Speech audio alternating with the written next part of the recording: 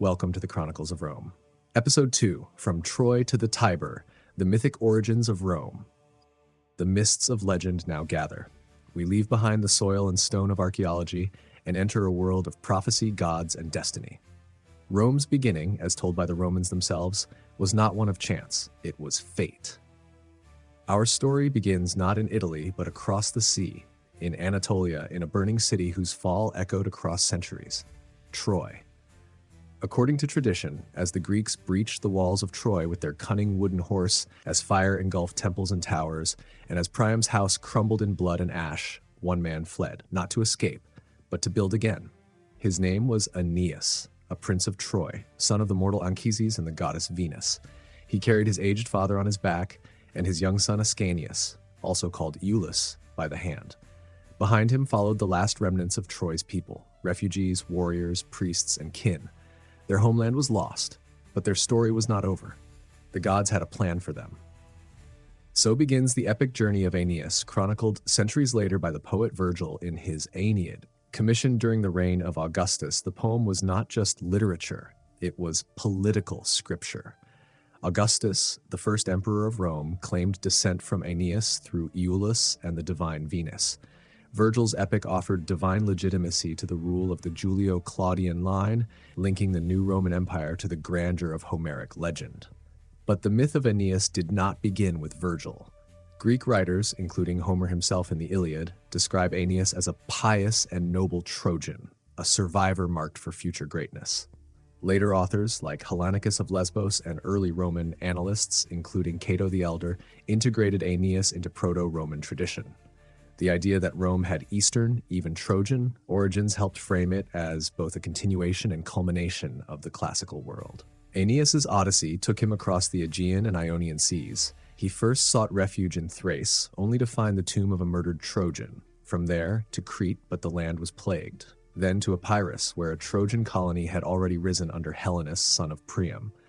There, Aeneas was told, "You must not stop. Go west, to Hesperia, the land of evening, to Italy." Yet the path was not easy. The goddess Juno, queen of the gods and enemy of Troy, hated Aeneas. Why? Because she knew a prophecy that a race born of Troy would one day destroy her favored city, Carthage, and so she stirred tempests, monsters, and tragedy to block Aeneas at every turn. One of those tragedies had a name, Dido, queen of Carthage, a widow, a ruler, and builder of a thriving new city. When Aeneas landed there, shipwrecked and weary, Dido welcomed him with hospitality and admiration. They became lovers, or so Dido believed. But the gods had other plans. Mercury, the divine messenger, reminded Aeneas of his mission, to found a city in Italy, not to linger in Carthage. And so he left, silently, at night. Dido, heartbroken and betrayed, climbed a pyre. As flames consumed her, she cursed Aeneas and his descendants. Aeneas's abandonment of Dido was more than a personal tragedy.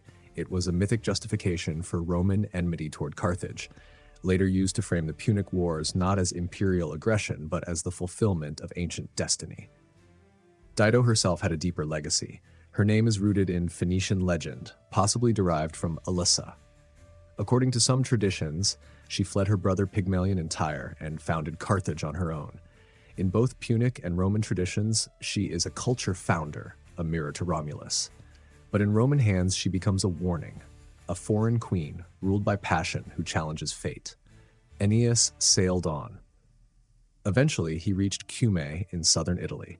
There, guided by the Sibyl, a prophetess of Apollo, he descended into the Underworld. In that dark realm, he saw the shades of heroes and enemies, and spoke with the ghost of his father, Anchises. Anchises revealed the future, showing Aeneas a pageant of Roman greatness, Romulus, Numa, the Scipios, and at last Augustus himself, a god among men who will bring peace to the world. This was Virgil's poetic propaganda, linking Rome's mythic past to its imperial present. Aeneas re-emerged, forever changed. He sailed north to the Tiber River, where he met King Latinus, ruler of the Latins. Latinus offered peace and his daughter Lavinia in marriage.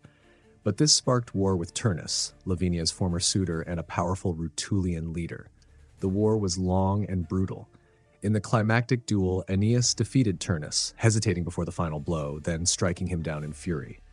Aeneas chose duty over mercy. This moment embodies the Roman virtue of pietas, devotion to one's duty, to the gods, to one's people, even at the cost of personal suffering. Aeneas did not seek glory. His greatness lay in endurance, in sacrifice.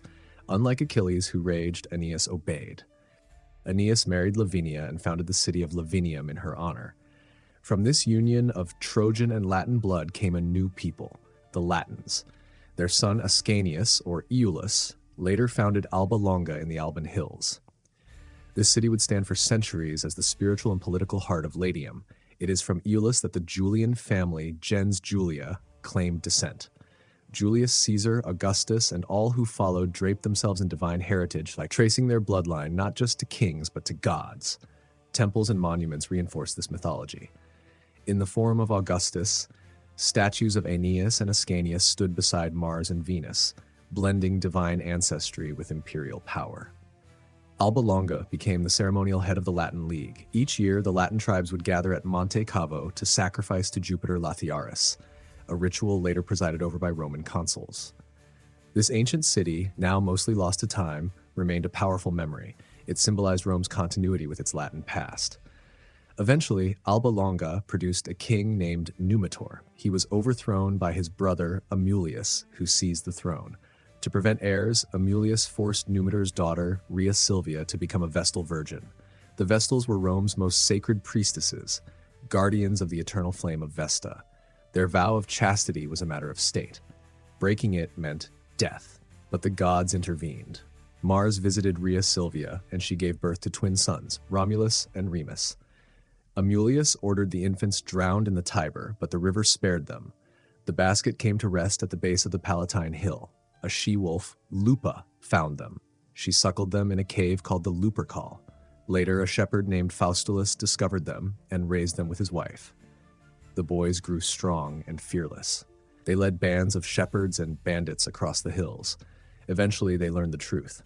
They returned to Alba Longa, overthrew Amulius, and restored Numitor to the throne. But they did not stay. They returned to the Tiber to build a new city. Romulus chose the Palatine Hill, Remus the Aventine.